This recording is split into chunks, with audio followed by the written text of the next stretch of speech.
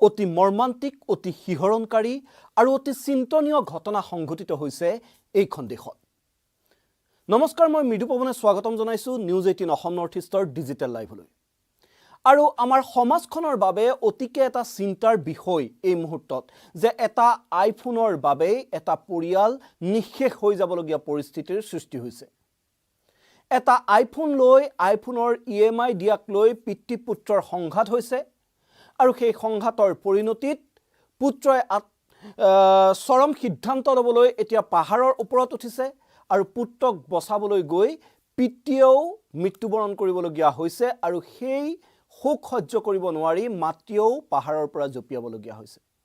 অতি মৰ্মান্তিক, অতি দুৰ্ভাগ্যজনক ঘটনা সংঘটিত হৈছে মহাৰাষ্ট্ৰৰ ছত্ৰপতিৰ সম্ভাজী নগৰত। শুকুৰবাৰে মাত্ৰ কেইমিনিটমানৰ ভিতৰতে এই দুৰ্ভাগ্যজনক ঘটনা ঘটি গ'ল। সকলো হতচকিত, সকলো আচৰিত হৈ ৰ'ল। এজন যুৱকে অতি বিপদজনকভাৱে পাহাৰৰ থিয়গৰাত তেওঁ থিয় হৈ নিজকে শেষ কৰি দিয়াৰ তেওঁ ভাবুকি প্ৰদান কৰিলে আৰু লগে লগে যুৱকজনক বচাবলৈ ঢপলিয়াই সেই স্থানলৈ গ'ল পিতৃ আৰু মাতৃ। পিতৃ মাতৃয়ে বহু বুজনি দিলে, সমান্তৰালকৈ খবৰ দিয়া হ'ল আৰক্ষী, উদ্ধাৰকাৰী বাহিনীক আৰু ঘটনাস্থলীত সকলো উপস্থিত হ'ল। কিন্তু যি পৰিণতি, সেই পৰিণতি অতিকে ভয়াৱহ হ'ল। যুৱকজনে কাৰো কথা নুশুনি এটা সময়ত পাহাৰৰ পৰা জাপ দিলে আৰু যুৱকজনক, সেই পুত্ৰক বচাবলৈ পিতৃয়ে যুৱকক ধৰিবলৈ গৈ তেওঁ পিছলি পাহাৰৰ পৰা পৰি গ'ল। আৰু যেতিয়াই স্বামী আৰু পুত্ৰৰ এই কৰুণ পৰিণতি দেখিলে, তেতিয়াই সেই যুৱকৰ মাতৃয়েও পাহাৰৰ পৰা জঁপিয়াই নিজৰ জীৱন ত্যাগ কৰিলে। অতিকে দুখজনক ঘটনা আৰু এই ঘটনাই এতিয়া সকলোকে ভবাই তুলিছে যে কি হৈ আছে আজিৰ এই আমাৰ সমাজখনত। ঘটনাটো তিছগাঁও অঞ্চলৰ খাদ্দা পাহাৰত সংঘটিত হৈছিল। জানিব পৰা মতে এটা আইফোনৰ EMIক লৈ 19 বছৰীয়া যুৱকজনৰ পিতৃ মাতৃৰ সৈতে সংঘাত হৈছিল আৰু এই যুৱকজনৰ নাম হৈছে কুণাল চানগুৰে। 19 বছৰীয়া যুৱকজনৰ নাম কুণাল চানগুৰে আৰু তেওঁৰ পিতৃ 48 বছৰীয়া মুৰুলীধৰ চানগুৰে আৰু মাতৃ সংগীতা চানগুৰে। আৰু তেওঁলোক ঝালতাফাটা অঞ্চলৰ বাসিন্দা আছিল। এই পৰিয়ালটো ঝালতাফাটা অঞ্চলৰ অতিকে এটা দৰিদ্ৰ পৰিয়াল আছিল আৰু EMIক লৈ সংঘাতৰ পাছতেই পাহাৰলৈ ঢপলিয়ালে কুণালে। কিন্তু কি এই সংঘাত আছিল, কেনেদৰে এই সংঘাত হ'ল? আৰক্ষীৰ সূত্ৰৰ মতে এই 19 বছৰীয়া কুণালে শেহতীয়াকৈ এটা আইফোন ক্ৰয় কৰিছিল আৰু ঘৰতো যথেষ্ট সেই আইফোন ক্ৰয় কৰাক লৈ তেওঁ যথেষ্ট অশান্তিৰ সৃষ্টি কৰিছিল। তাৰপিছত তেওঁ এটা আইফোন ক্ৰয় কৰিছিল আৰু আইফোন ক্ৰয় কৰাক লৈয়ে পিতৃ মাতৃৰ সৈতে বিভিন্ন বিবাদ হৈছিল এই কুণালৰ। তথাপি পিতৃ মাতৃৰ সকলো বুজনি আওকাণ কৰি আইফোনটো ক্ৰয় কৰিছিল, কিন্তু আইফোনৰ যি EMI কিস্তি পৰিশোধ কৰিবলৈ শকতি নাছিল কুণালৰ। আনক দেখুৱাবলৈ ফিতাহী মাৰি 19 বছৰীয়া যুৱকজনে সেই আইফোনটো ক্ৰয় কৰিছিল, কিন্তু নিজেতো কিস্তি দিব নোৱাৰে। সেইকাৰণে পিতৃক কিস্তি দিবলৈ তেওঁ এক প্ৰকাৰ হেঁচা প্ৰয়োগ কৰিছিল আৰু দৰিদ্ৰ পিতৃয়ে অসহায়ভাৱে কৈছিল যে তেওঁ কিস্তি দিব নোৱাৰে আৰু তাক লৈ বিগত কেইবাদিনো পৰিয়ালটোৰ মাজত চৰম অশান্তিৰ সৃষ্টি হৈছিল, কাজিয়াৰ সূত্ৰপাত হৈছিল। আৰু যদি আইফোনৰ কিস্তি পিতৃয়ে দি নাথাকে, তেতিয়াহ'লে পুত্ৰই ঘৰ এৰি যাম বুলি ভাবুকি প্ৰদান কৰিছিল। আৰু শুকুৰবাৰে এই কাজিয়া গৈ এনে এটা চৰম পৰ্যায় পালেগৈ যে পুত্ৰই ঘৰ এৰি ওলাই গ'ল আৰু নিজকে শেষ কৰি দিয়াৰ ভাবুকি দি গ'ল। আৰু পুত্ৰৰ এই যি খঙত ঘৰৰ পৰা ওলাই গ'ল, এনে চৰম সিদ্ধান্ত লোৱাৰ ভাবুকি দি গ'ল আৰু খঙৰ কোব দেখি পিতৃয়ে ভাবিলে পুত্ৰই নকৰিবলগীয়া কোনো কাম কৰি পেলাব পাৰে। সেইবাবে পুত্ৰৰ পিছে পিছে গ'ল পিতৃ মাতৃও পুত্ৰক বচাই আনিবলৈ। কিন্তু শেষত যেন সকলো শেষেই হৈ গ'ল। এই যিজন 48 বছৰীয়া লোক আছিল কুণালৰ পিতৃ, তেওঁ পেছাত এগৰাকী গাড়ী চালক আছিল। ঘৰখনৰ একমাত্ৰ উপাৰ্জনকাৰী আছিল তেওঁ আৰু পুত্ৰক পঢ়ুৱাৰ পৰা ঘৰ চলোৱাৰ পৰা সকলো ভাৰস্তৰ দায়িত্ব তেওঁ মূৰৰ ওপৰতে আছিল আৰু তেওঁ যেনে তেনে গাড়ী চলাই পৰিয়ালটো পোহপাল দি আছিল।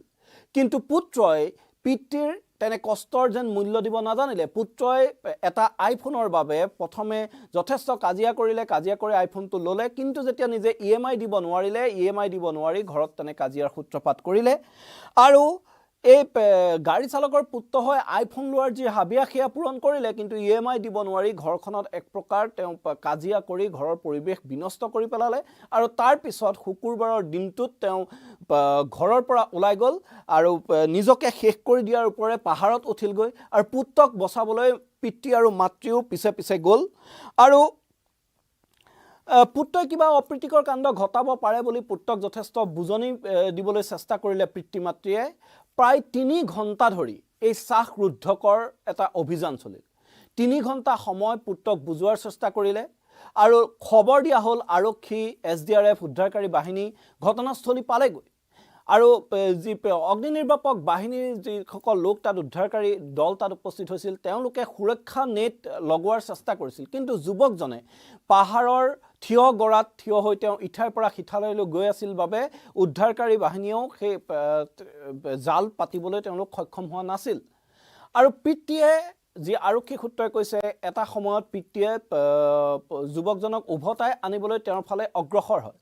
আৰু তেনে সময়তে পিতৃৰ বিৰুদ্ধে খং কৰি থাকোঁতেই হঠাৎ পিছলি যায় যুৱকজন আৰু যুৱকজনক ধৰিবলৈ গৈ পিতৃয়েও সেই পাহাৰৰ তললৈ, সেই থিয় গৰাৰ তললৈ সৰি পৰে।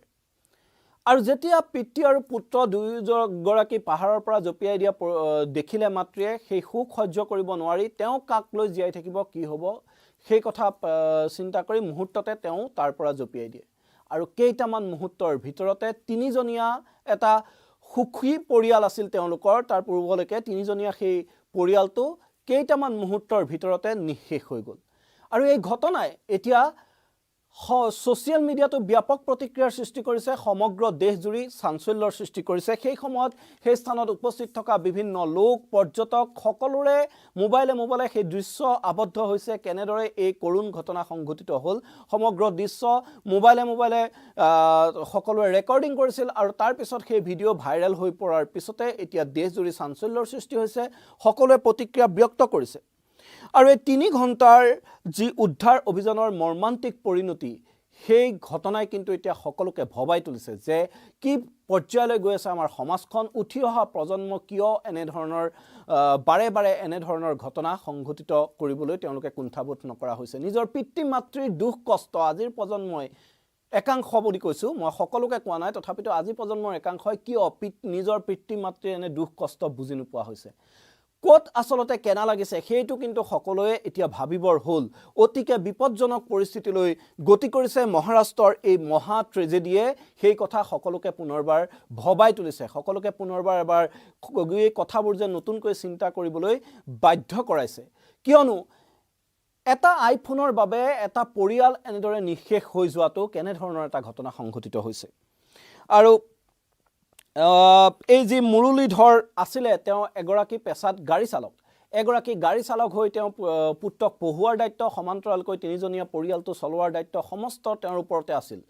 আৰু অতি সৰু ল'ৰাও নহয়, 19 বছৰীয়া এজন যুৱক, তেওঁ কিয় পিতৃৰ যি কষ্ট, সেই কষ্ট তেওঁ বুজি নাপালে।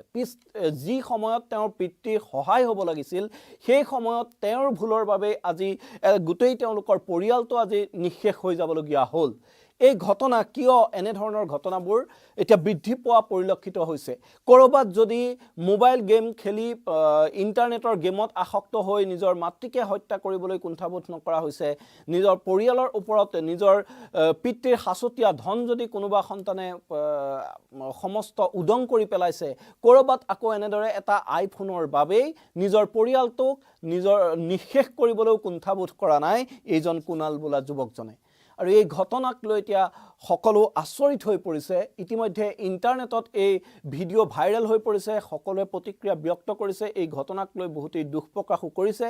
কিন্তু এই ঘটনাৰ পৰা যেন আমাৰ উঠি অহা প্ৰজন্ময়ো এতিয়া শিক্ষা লোৱা উচিত যে এনেধৰণৰ ঘটনাৰ পিছৰ ফল কি হয়। আজি সেই যুৱকজনে কি পালে, নিজৰ পৰিয়ালটো নিঃশেষ হৈ গ'ল, নিজেই নিঃশেষ হৈ গ'ল, আৰু ইয়াৰ পিছত কি থাকিল বাকী। সেইবাবে সকলোৱে এই কথাটো নিশ্চয়কৈ চিন্তা কৰাৰ অতি প্ৰয়োজন হৈ পৰিছে। আৰু এই 3জনীয়া এটা পৰিয়াল এটা আইফোনৰ বাবে এনেদৰে নিঃশেষ হৈ যোৱাটো অতিকে দুখৰ বিষয়। আৰু ইয়াক লৈ বিভিন্নজনে দুখ প্ৰকাশ কৰা পৰিলক্ষিত হৈছে, সকলোৱে স্তম্ভিত হৈ পৰিছে এক কথাত। এই কুণাল বোলা যিজন যুৱক আছিল, মাত্ৰ 19 বছৰীয়া এজন যুৱক, কিন্তু 19 বছৰীয়া যুৱকজনে যি সময়ত পিতৃৰ সহায় হ'ব লাগিছিল সেই সময়ত এটা আইফোন ক্ৰয় কৰাক লৈ প্ৰথমে কাজিয়া, তাৰপিছত আইফোনৰ EMI পৰিশোধ পিতৃয়ে নকৰোঁ বুলি কোৱাৰ কাৰণে কাজিয়া, আৰু অৱশেষত তিনিওজনৰে অকাল মৃত্যু।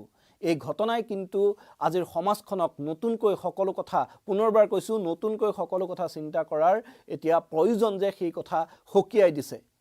এনেধৰণৰ ঘটনা শেহতীয়াকৈ আমাৰ সমাজখনত বৃদ্ধি পোৱা পৰিলক্ষিত হৈছে। ইণ্টাৰনেটৰ যিমানে প্ৰয়োভৰ বৃদ্ধি পাইছে তাৰ সমান্তৰালকৈ কিন্তু একাংশ যুৱ প্ৰজন্মৰ যি উশৃংখলতা, সেই উশৃংখলতাও বহু পৰিমাণে বৃদ্ধি পোৱা পৰিলক্ষিত হৈছে। আজিৰ যুৱ প্ৰজন্ম যেন সম্পূৰ্ণ আত্মকেন্দ্ৰিক হৈ পৰিছে। যি যুৱ প্ৰজন্মৰ একাংশই নিজৰ পিতৃ মাতৃৰ দুখ কষ্ট বুজি নাপায়, তেতিয়াহ'লে তেওঁলোকে কি ধৰণে পিছত আমাৰ সমাজখনক আগুৱাই নিব সেই কথাও অতি চিন্তাৰ বিষয় হৈ পৰিছে। এই ক্ষেত্ৰত অভিভাৱকৰ পৰা আদি কৰি সমাজৰ প্ৰতিজন লোকৰে কিন্তু দায়িত্ব আছে যে এই যুৱ প্ৰজন্ম যদি পথভ্ৰষ্ট হয় তেওঁলোকক কিদৰে শুদ্ধ পথলৈ আনিব তাৰ বাবে কিন্তু সকলোৱে এতিয়া মাৰ বান্ধি থিয় দিয়াৰ সময় আহি পৰিছে। আৰু এই মহাৰাষ্ট্ৰৰ যি মহা ট্ৰেজেডি, এই ঘটনাই অতিকে দুখজনক এটা ঘটনা, অতিকে কৰুণ পৰিণতি হৈছে এটা পৰিয়ালৰ। এটা আইফোনৰ বাবেই নিঃশেষ হৈ গৈছে পৰিয়ালটো।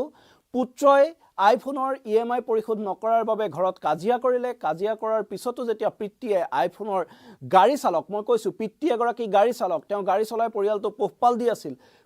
পুত্ৰৰ শিক্ষাৰ পৰা আদি কৰি ঘৰ চলোৱা সমস্ত দায়িত্ব তেওঁৰ ওপৰতে আছিল। তাৰপিছত তেওঁ এটা আইফোনৰ EMI কিদৰে পৰিশোধ কৰিব? সেই আইফোনৰ EMI তেওঁ পৰিশোধ কৰিব নোৱাৰোঁ বুলি স্পষ্ট কৰি দিয়াৰ বাবেই নিজকে শেষ কৰি দিবলৈ কুণ্ঠাবোধ নকৰিলে কুণাল নামৰ এইজন 19 বছৰীয়া যুৱকে। আৰু নিজৰ পুত্ৰক বচাবলৈ গৈ পিতৃ মাতৃয়েও এতিয়া প্ৰাণ ত্যাগ কৰিবলগীয়া হ'ল। মহাৰাষ্ট্ৰৰ এই ঘটনাই পুনৰবাৰ আমাৰ সমাজখনৰ প্ৰতিয়েই যেন এক এতিয়া ভাবুকিৰ সৃষ্টি হৈছে। এনেধৰণৰ যুৱ প্ৰজন্মৰ মানসিকতা, সেই কথা পুনৰবাৰ প্ৰতিপন্ন কৰিছে। এই মুহূৰ্তত মই মৃদু পৱনে বিদায় লৈছোঁ। সকলোকে